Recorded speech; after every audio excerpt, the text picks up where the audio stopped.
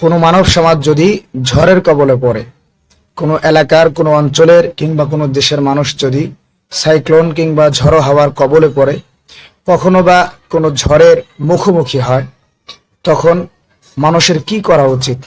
সেই দেশের মানুষের কি কাজ করা উচিত? ওই ঝড়ো হাওয়া এবং ঝড়ো হাওয়ার অকল্যাণ থেকে, ঝড় ঝাপটা থেকে বাঁচার জন্য, ঝড় ঝাপটার অকল্যাণ থেকে পরিত্রাণের জন্য আল্লাহ রাব্বুল আলামিনের কাছে কি বলে দোয়া করা উচিত, সেই দোয়া প্রিয় নবী সাল্লাল্লাহু আলাইহি ওয়াসাল্লাম আমাদেরকে শিখিয়েছেন।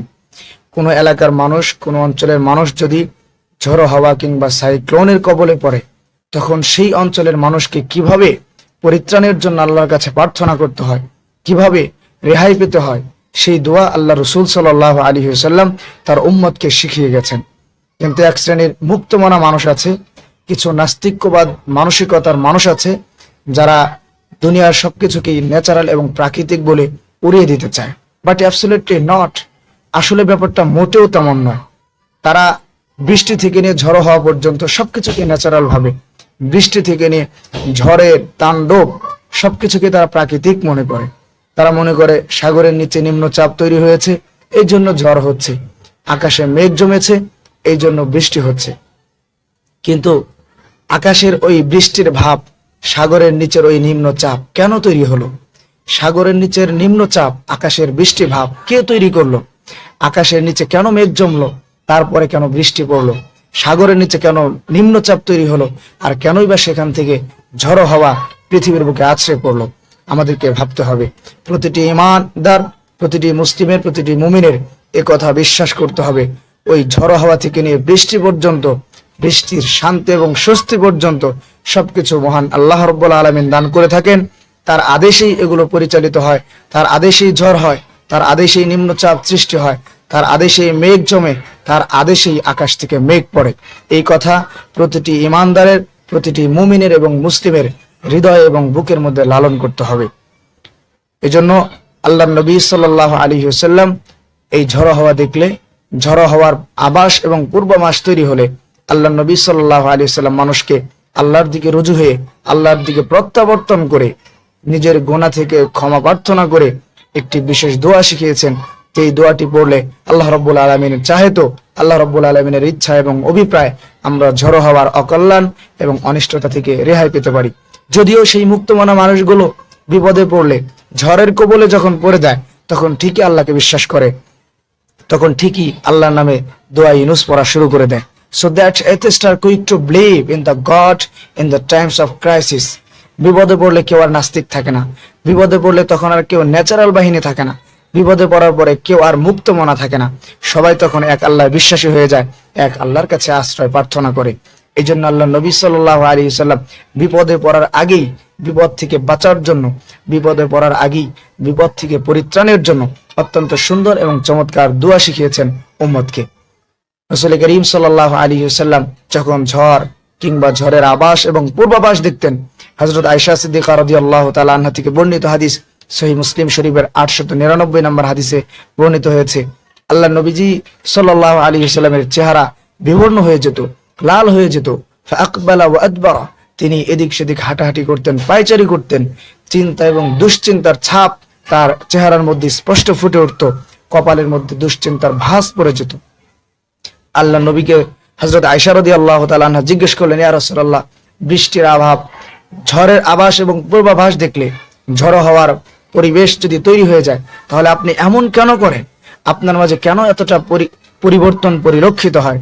হযরত নবী করিম সাল্লাল্লাহু আলাইহি ওয়াসাল্লাম আয়েশা সিদ্দিকা রাদিয়াল্লাহু তাআলা আনহাকে যে জবাবটা দিয়েছিলেন, সেটা হলো, আয়েশা, লাআল্লাহু ইয়া আয়েশা কামা ক্বালা কওম আদ, এই ঝড়ো হওয়া এবং ঝড়ের পূর্বাভাস যখন তৈরি হয়, তুমি কি জানো এই ঝড় কি জিনিস?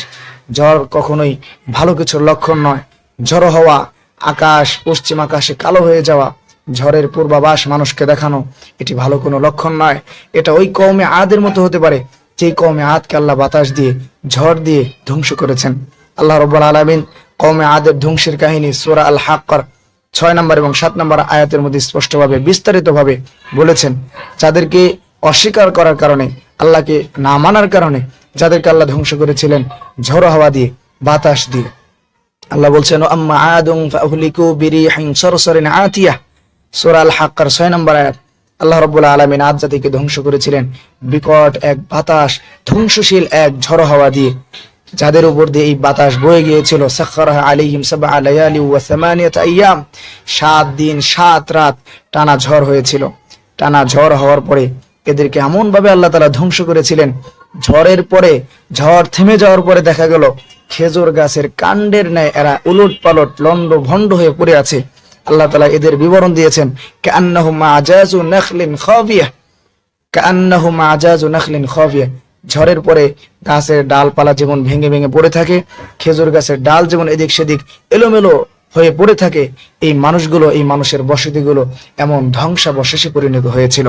আল্লাহ নবী হযরত আয়েশাকে এই ঘটনা দিকে ইঙ্গিত করে আল্লাহ রাব্বুল আলামিন এই ঘটনার আরেকটি অংশ বলেছিলেন, যাদের ঝড়ের পূর্বাভাসের কথা আছে সূরা আল আহকাফের 24 নম্বর এবং 25 নম্বর আয়াতের মধ্যে। আল্লাহ রাব্বুল আলামিন কি বলেছিলেন, ফালাম্মা রাআউহু আরিদাম মুস্তাকবিল আউদিয়াতিহিম, এই কওমে আদ হঠাৎ একদিন আকাশে দেখতে পেল তাদের আকাশে মেঘ জমেছে, তাদের আকাশ কালো হয়ে গিয়েছে, থোকা থোকা খন্ড খন্ড মেঘ চিত্র তাদের আকাশে ঘোরাফেরা করছে। তারা খুশিতে আনন্দে আত্মহারা হয়ে গেল। তারা মনে করলো বৃষ্টি হবে, স্বস্তি হবে, শান্তি হবে। তারা একে অপরকে বলতে লাগলো, ক্বালু হাযা আরিদুম মুমতিরুনা, আরে আমাদের আকাশে মেঘ জমেছে, দেখো বৃষ্টি হবে, আমরা শান্তি পাবো, স্বস্তি পাবো। আল্লাহ রাব্বুল আলামিন বললেন, না, তোমরা যেটা ভাবছো সেটা নয়, এটা বৃষ্টির জন্য নয়, এটা তোমাদের শান্তি এবং স্বস্তির জন্য নয়, বাল হুয়া মাস্তাআজালতুম বিহ, বরং তোমরা যে আযাবের কথা বলেছো, তোমরা যে আযাবের জন্য তাড়াহুড়া করতে, তোমরা যে আযাবের জন্য তোমাদের নবীকে, তোমাদের রাসূলকে ওপেন চ্যালেঞ্জ করেছো, এটা সেই শাস্তি, এটা সেই ভয়াবহ আযাব এবং গজবের পূর্বাভাস, এটা সেই ভয়াবহ আযাবের প্রথম পরিবেশ। আল্লাহ রাব্বুল আলামিন এরপরে তাদেরকে সেই কাহিনী শোনালেন। আসলে সেই দিন তাদের এই বৃষ্টির আভাস এবং পূর্বাভাস তাদেরকে কি দিয়েছিল? আল্লাহ বললেন, রিহুম ফিহি আযাবুন আলীম, না এটা বৃষ্টি না, বরং এটা একটা ঝড়, এটা একটা সাইক্লোন, এটা একটা ঝড়ো হাওয়া, যার মধ্যে আছে মর্মান্তিক, যন্ত্রণাদায়ক এবং বেদনাদায়ক শাস্তি। তুদাম্মিরু কুল্লা আমরিন বিআমরি, তুদাম্মিরু কুল্লা শাইইন বিআমরি রাব্বিহা, দুনিয়ার সবকিছুকে, যেগুলো, যে বাতাস, যে ঝড়ো হাওয়া, সবকিছুকে তাদের রবের আদেশে, তার নিজের প্রতিপালকের আদেশে সবকিছুকে লন্ড ভন্ড করে দেয়, সবকিছুকে ধ্বংস করে দেয়, সবকিছুকে চূর্ণ বিচূর্ণ করে দেয়। তুদাম্মিরু কুল্লা শাইইন বিআমরি রাব্বিহা, বৃষ্টি এবং ঝড়ো হাওয়া নিজের ইচ্ছায় কিছু করে না। বিআমরি রাব্বিহা, তাদের একজন রব আছেন, তাদের একজন প্রতিপালক আছেন, তাদের একজন মালিক আছেন, যেই মালিকের ইশারায়, যেই রবের ইচ্ছায়, যেই রবের হুকুমে, যে রবের আদেশে তুদাম্মিরু কুল্লা শাইইন, সবকিছুকে লন্ড ভন্ড করে দেয়, সবকিছুকে ধ্বংসে পরিণত করে দেয়। আল্লাহ রাসূল সাল্লাল্লাহু আলাইহি সাল্লাম আয়েশাকে এই ঘটনা শুনিয়ে বললেন, আমার কাছে মনে হয় যখনই ঝড় হয়, যখনই ঝড়ের আভাস এবং পূর্বাভাস দেখি, আমার কাছে ওই কওমে আদের কথা মনে পড়ে। তখন তাদের সেই ঝড়ের কথা, সেই ঝড়ের মাধ্যমে তাদের ধ্বংস হওয়ার কথা মনে পড়ে। এই জন্য আমার চেহারা বিবর্ণ হয়ে যায়, আমার মাঝে চিন্তার ভাস তুমি চক্ষুপালে দেখতে পাও, আমার ভিতরে এক ধরনের ভয় কাজ করে, আমি ভীত সন্ত্রস্ত হয়ে যাই। আল্লাহ নবী সাল্লাল্লাহু আলাইহি ওয়াসাল্লাম এই জন্য এই ঝড় থেকে, এই ঝড়ের অনিষ্টতা থেকে, এই ঝড়ের অকল্যাণ থেকে বাঁচার জন্য নিজে একটি দোয়া পড়তেন এবং উম্মতকে সেই দোয়াটি শিখিয়েছেন। হযরত আয়েশা সিদ্দিকা রাদিয়াল্লাহু তাআলা আনহা বলেন, যখন এরকম ঝড়ো হাওয়া তৈরি হতো, আল্লাহ নবী সাল্লাল্লাহু আলাইহি ওয়াসাল্লাম একটি দোয়া পড়তেন, আল্লাহুম্মা ইন্নী আসআলুকা খায়রাহা ওয়া খায়রা মা ফিহা ওয়া খায়রা মা উরসিলাত বিহি ওয়া আউযু বিকা মিন শাররিহা ওয়া শাররি মা ফিহা ওয়া শাররি মা উরসিলাত বিহি। দোয়ার মধ্যে 3টা কল্যাণ চাওয়া হয়েছে এবং 3টা অকল্যাণ থেকে, 3টা অনিষ্টতা থেকে পরিত্রাণ চাওয়া হয়েছে। 3টা জিনিসের কল্যাণ চাই। এক নাম্বার আসআলুকা খায়রাহা, আমি এই যে বাতাস, এই যে ঝড় আসবে, এর কল্যাণ চাই, এই বাতাস থেকে যেন আমরা কল্যাণ পাই। ওয়া খায়রা মা ফিহা, এই বাতাসের মধ্যে যে রহমত আছে, বাতাসের মাধ্যমে যে বৃষ্টি আসবে, যে শান্তি এবং স্বস্তি আমরা আশা করি, আমরা সেই কল্যাণ চাই। ওয়া খায়রা মা উরসিলাত বিহি, এবং এই বাতাসের মাধ্যমে আসমান থেকে জমিনে যে রহমত নেমে আসবে, যে শান্তি এবং স্বস্তির ধারা প্রবাহিত হবে, আমরা সেই কল্যাণ চাই। আর 3টা অনিষ্টতা থেকে, 3টা অকল্যাণ থেকে আমরা পরিত্রাণ চাই। 1 নম্বর শাররাহা, বাতাসের অকল্যাণ থেকে, ঝড়ের অকল্যাণ থেকে, ঝড়ের অনিষ্টতা থেকে, ঝড়ের ক্ষতি থেকে আমরা মুক্তি চাই। ওয়া খায়রা মা ফিহা, এই ঝড়ের মধ্যে যে আযাব এবং গজব আছে, সেই অনিষ্টতা থেকে, সেই অকল্যাণ থেকে আমরা পরিত্রাণ চাই। ওয়া শাররা মা উরসিলাত বিহ, এবং এই বাতাসের সাথে জমিনে যে আযাব গজব নেমে আসবে, বাতাসের মাধ্যমে যে অকল্যাণের ধারা শুরু হয়ে যাবে, আমরা সেই অকল্যাণ থেকে, সেই অনিষ্টতা থেকে আপনার কাছে পরিত্রাণ চাই, আপনার কাছে রেহাই চাই। সহিহ মুসলিম খণ্ড নাম্বার 3 পৃষ্ঠা নাম্বার 26 হাদিস নাম্বার 899।